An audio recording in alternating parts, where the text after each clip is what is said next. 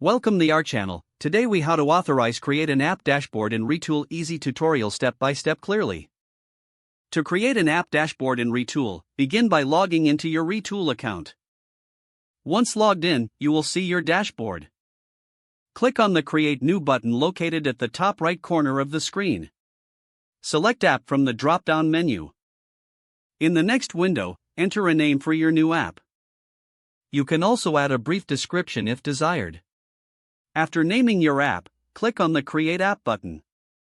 You will be taken to the App Editor interface.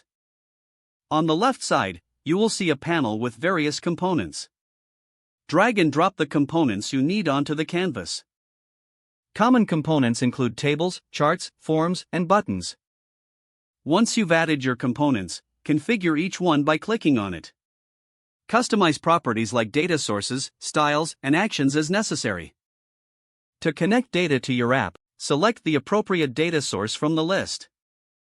If you need to add a new resource, click on Add Resource. Follow the prompts to connect your database or API. Once your data source is set up, return to the App Editor. In each component, select your data source to populate them with data.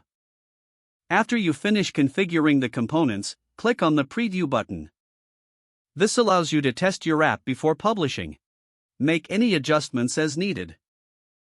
When satisfied with the preview, click on the Save button. Next, click the Publish button to make your app live. Your app dashboard is now authorized and accessible to users. You can share the link with colleagues or clients. To edit the app later, navigate back to your dashboard and select the app. That's it. You've successfully created an app dashboard in Retool. Don't forget to like this video and subscribe to our channel for more step-by-step tech guides.